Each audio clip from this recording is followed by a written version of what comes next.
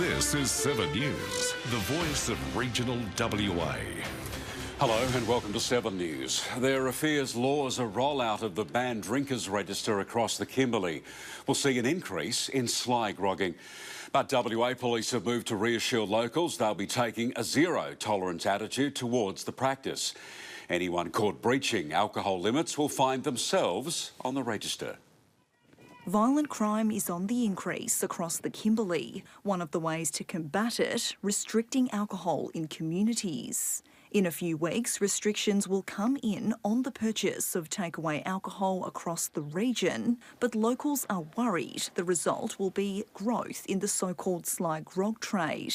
There certainly are fears that this, I guess, more meaningful banned drinkers register will make sly grogging more prevalent. So that's where essentially someone will go and buy alcohol with the intention of selling it to make a gain. Police will be able to put anyone on the banned drinkers list who's been charged with an alcohol-related offence from December 14. That person is then banned from buying takeaway alcohol. Kimberley Council's hope police will be able to put efforts into stopping the illegal trade as a result. Because we're going to be addressing a significant problem around antisocial behaviour in our community, I think that's actually going to free up police resources to focus on the other issues around sly grogging in particular. WA police say there'll be a huge focus on those who provide alcohol to banned drinkers. Officers will be adopting a zero-tolerance approach, and if it catches anyone breaching the limits on alcohol quantities, they too will be added to the banned drinkers register. The councils just hope this will all help reduce alcohol-fuelled crime in their region. This will certainly give our community a very, very important tool to address those issues that we haven't had before.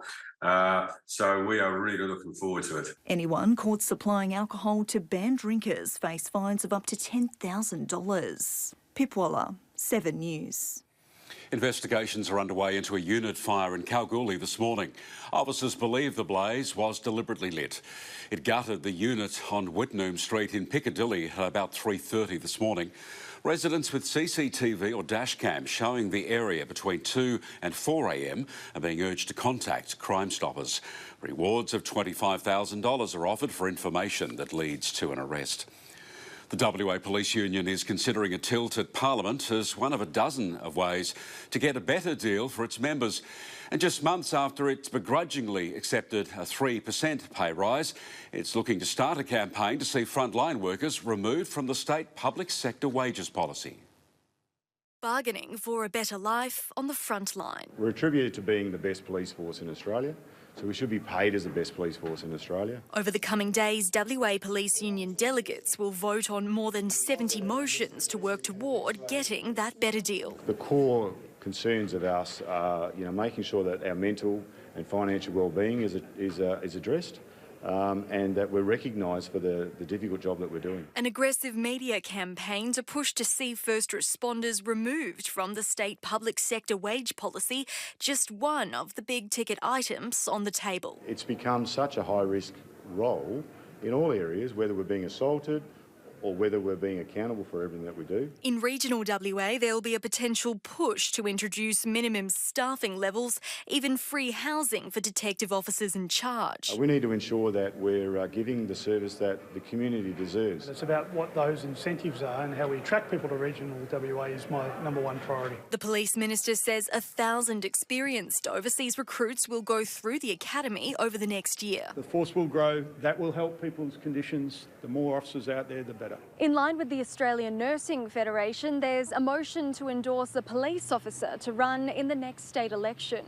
I welcome anyone participating in democracy. The results are set to be revealed on Wednesday. Jenny Shon, 7 News. The state government says it's making big inroads into WA's elective surgery waitlist, a list that sees thousands of people waiting a year or more for their operation. To fix it, it's throwing $40 million at the problem. WA's elective surgery waiting list has, for a long time, been a problem for many state governments. Roger Cook's is no exception. But the Premier and Health Minister say since May last year, they've been able to cut the number of people on the wait list by 8,600 patients. They include aged care worker Joseph Schmidt, whose hernia operation was scheduled for next February. And after 6 months, I was still, I hadn't heard anything, so I actually went back to my GP and he wrote another referral, and then I was seen pretty quickly after that. That was last Wednesday, and Joseph is soon heading back to work. The government says it set all-time elective surgery milestones in the last 6 months. In August this year, we've peaked at 17,000 surgeries in our elective surgery system. So this is an all-time record for the health system. And with this extra $40 million, it'll help get another 6,000 patients off that list.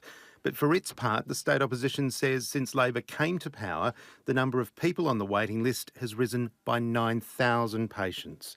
Andrew Porter, 7 News. Canberra has denied a Freedom of Information request to release the entire live sheep export panel's phase-out report due to cabinet inconfidence. The Federal Nationals leader David Littleproud made the submission and says he's disappointed by the outcome. I fear that the Albanese government won't release it in its entirety, and I think the Western Australian public deserve to know why this government has chosen to phase out the live export of sheep when they haven't been able to give a public explanation, either scientific or economic, for any reason of this decision to date. The Agriculture Minister says the report will be released after the government has properly assessed all recommendations and developed a responsible response. Asthma WA is looking at creating a lung testing hub in Bunbury to make life quicker and easier for patients in the region. This week, a pop-up clinic is visiting the city to hold lung function testing clinics. This is Millie. She's been struggling with asthma since the age of 6. I always felt really tired all the time and exhausted, and when I did exercise I felt really limited. She was having an asthma attack almost every day. She missed school and couldn't play sports because she was on the wrong dose of medicine. Since her first visit with Asthma WA 12 months ago, she's improved. I feel a lot better, especially how I can be included in a lot of things, like a lot of activities, especially like things I couldn't really do as much as a kid, but now I can do it because I've got the right energy and the right stuff to do it. Her family's grateful checkups can be accessed closer to home. I'm just glad that there's something down here to help us now. I said it's just, since I do FIFO as well, it's just always having to have that time off to travel to Perth and back, whereas now it's 20 minutes from home and we're a lot happier. During the lung test, each patient goes through 3 tests after an education session. The Southwest has a history as a hotspot for respiratory issues. Asthma WA is trying to bring a lung testing hub to Bunbury to make the trip much quicker and easier for patients. And people in the regions really have to travel to Perth or access support or advice through telehealth or other means. So it's a really great opportunity for them to have face-to-face diagnosis and then also education as well. Maya Grieve, 7 News. In a bid to keep kids safe around fresh water, a new program is now running across schools in the Kimberley. The region has the second highest rate of drowning in WA. It's the best way to cool off in the Kimberley. We have waterways here that the kids access 12 months of the year. We need to teach our kids how to safely negotiate those waterways. But danger could be lurking beneath the surface. To help keep them safe, kids at Jungdranung Remote Community School are taking part in a new swimming program. So we have waterfalls, very fast-moving, muddy water, and they do jump from heights from the edge of the gorges into the water. It's run by Royal Lifesaving WA and the manager at Warman Community Pool. Kids are being taught to look before they leap. Looking out for fast-moving water, and just checking out that local wildlife. Make sure you test the water before you go in it, particularly for depth, as the children are really adventurous and do some awesome water entry, shall we say, but we just got to make sure that they're safe. Our Kimberley has the second highest drowning rate in WA. The program has been delivered at 4 remote schools in the region and the feedback speaks for itself. Amanda Sabatino, 7 News.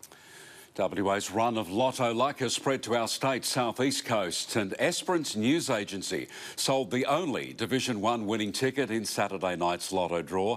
The winning ticket is worth more than $5 million. Boulevard News Esperance owner Rochelle Rannerton says everyone is congratulating her as if she's won the draw. No word yet on the identity of the ticket holder.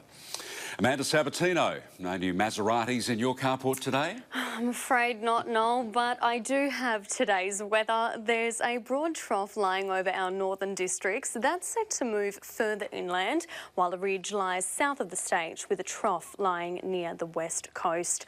Mostly sunny across our far north today, 38 the top in Kununurra. We saw the same in Derby, a touch cooler in Port Hedland, 33 degrees in Exmouth. Partly cloudy into the central west, 28 in both Carnarvon and Shark Bay, hot in Meekatharra, a top of 40, and a warm day into the Goldfields, 33 in Laverton, but a much cooler day in Kalgoorlie. Mostly sunny skies across much of the southwest too, 30 degrees in Bridgetown, cooler along the coast, 20 degrees in Lake Grace, 11 overnight in Esperance before a top of 23 today. A bit of a mixed bag on the rain map today. 22 mils was the most in the gauge to 9 a.m, 17 mils recorded at Siddons Creek, and just 1 mil falling in Kununurra. On our weather wall tonight, hello to Charlie, Bonnie and Kate from the Year 2 class at Grace Christian School, and a big hello to these happy faces from Quairding District High School. Well done, everyone. Now, a cool change could be coming to parts of the state. I'll have the forecast for the week ahead. Those details after sport. No? OK, thanks, Amanda. And ahead tonight still to the south coast, facing a rabbit problem. Then why this man is walking from Carnarvon to Sydney in a catsuit.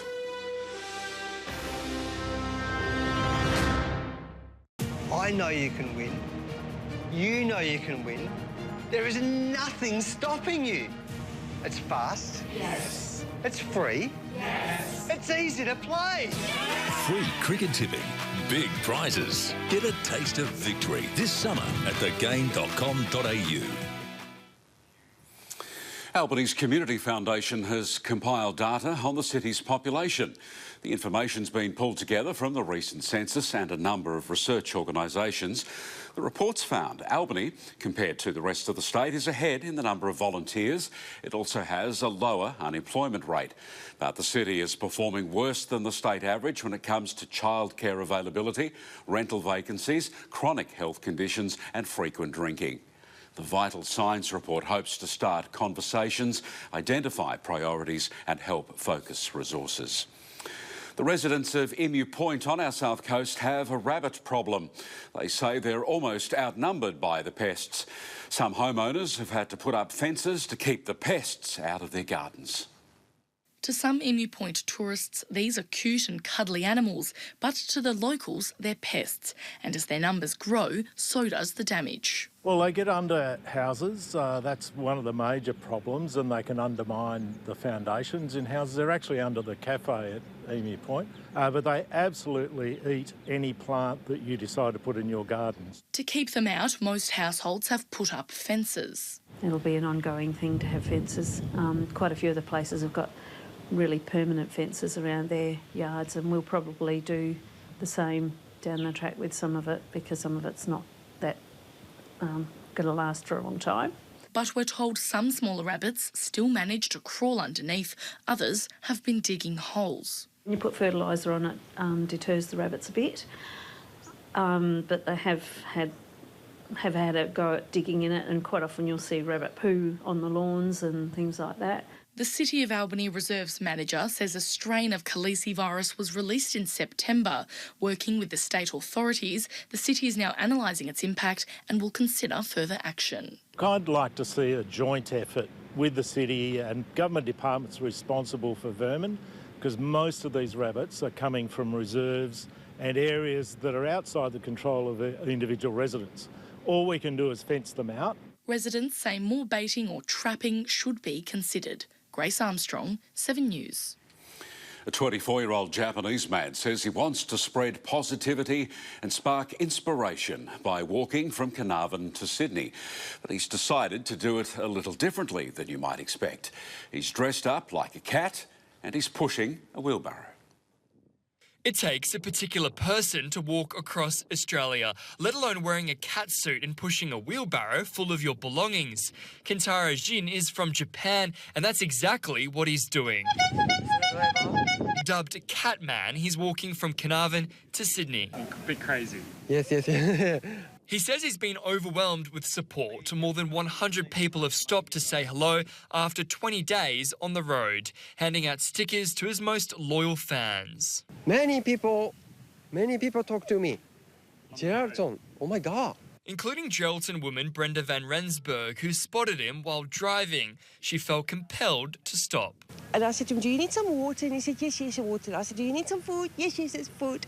Brenda is hosting Jin for a few nights so he can enjoy a well-deserved break. And just being by yourself must be mind-blowing. He tells me his old construction job inspired him to use a wheelbarrow, and drawing some inspiration from Spider-Man, he thought, what superhero could I be? His cat back home came to mind. Do you want to do it for charity, or are you doing it for fundraising? What are you doing it for? And he said to me, I'm doing it because it's a lifelong wish I'm accomplishing at the moment. He's given himself a year to make it to the eastern seaboard, documenting his journey on Instagram. Just help him in his journey where they can, that would be great. Josh van Staden, 7 News.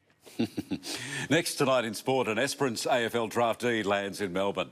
And a strong finish for the Thundersticks.